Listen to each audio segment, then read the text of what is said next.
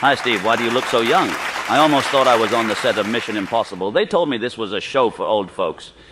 Can you also buy avatars with in-app purchases here? John, you know, today Socrates is also here, and I am just an ignorant young person in his presence. Oh, but don't easily believe in age, my dear friend.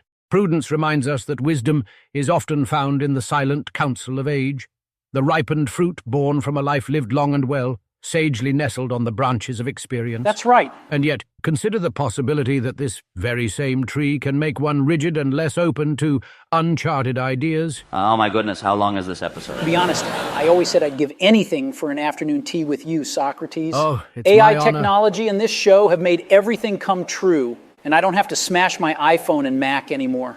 Be careful not to overly depend on it, Steve. Technology might provide information, but wisdom requires introspection. A striking remark, Socrates. That's why I've always advocated think different. And countercultural movements like the hippies have even influenced me in creating Apple. I've heard this interesting viewpoint before, Steve. I've been trying to understand your perspective, but your autobiography is really thick. You bet, John. The 60s counterculture definitely had an impact on the tech world. It's like those groovy spirits of expanding consciousness, freedom, and embracing new ideas. The first generation of Silicon Valley entrepreneurs just took it and made it digital, man. Excellent point. You may say I'm a dreamer, but I'm not the only one. You encouraged us to embrace possibilities. I actually did that. And indeed, I'm not the only one, which is why there are suddenly so many crazy ones in garages.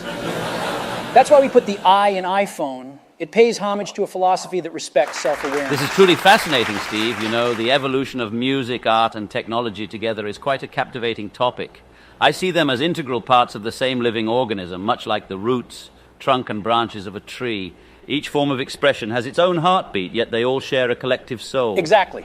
It's like what Allen Ginsberg did with poetry, what Jack Kerouac did with literature, or what the Beatles did with music. In fact, the fingerprints of counterculture are all over the startup scenes in Silicon Valley. For example, the open source movement, which encourages collaboration and the sharing of knowledge between developers, could be considered a direct descendant of the counterculture's emphasis on cooperation and open communication. I agree. You know, it's the perfect mix of Woodstock and Wall Street. Yes, we've swapped our tie-dye shirts for turtlenecks, but the essence remains.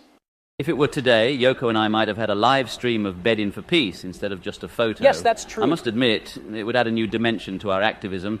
And the hashtag Give Peace a Chance would be trending all over social media, don't you think? I think your live stream with Yoko is likely to be restricted, John. What? Oh, hold on for a moment, my dear interlocutors. Oh, exams. Let us pause and ponder the ever-accelerating pace of technological progress, for it raises a most perplexing question. Has our insatiable appetite for innovation diminished our capacity to truly appreciate the beauty and grandeur of artistic creation? Spot on. Can the great music from the boys of Liverpool withstand the urge to slide pixels upward? It's a good question. Picture, if you will, the great Athenian Parthenon, where we once marveled at the chiseled intricacies of Phidias's sculptures for hours on end. Oh, John, sing Help for me. Contrast this ancient, unhurried appreciation Dylan, with the modern me. penchant for fleeting experiences, where we deviate our gaze from one glowing screen to the next. Is it not a tragedy that, as our means of consuming art grow more sophisticated, our ability to truly savor it dissolves like the morning dew under Apollo's incandescent gaze? Brilliant point. A great sage. I wonder if people can ignore those notifications and beeps when they hear my lyrics. Turn off your mind, relax and float downstream. It's quite ironic to think about Let It Be now. Just think about it, great musician. We are nourished by an ever-flowing stream of information, but do we possess the fortitude to separate the sweet nectar of wisdom from the churning torrent of distraction? How about you think about it, the godfather of the information deluge? Oh, John, it's like you've said. Life is what happens when you're busy making other plans. Yes. This is why the original intention of Silicon Valley entrepreneurs was to provide people with more powerful tools, enabling them to focus on what truly matters and enjoy life. We aim to create a bicycle for the mind rather than a Pandora's box that consumes attention. I know it's not easy, but how we use tools ultimately depends on individuals themselves. We should learn to question reality at all times and ask ourselves, can technology help us become more engaged with the here and now? Technology is like the story of two wolves. One is greedy, jealous, and impatient. The other is full of love, compassion, and patience. The one that grows is the one we choose to feed. A brilliant metaphor practitioner of Zen, Bill once said there was a person selling phones while preventing their own children from using them, clearly lacking the broad-mindedness you possess. Oh, how awkward, Lower Steve. your voice, Jim.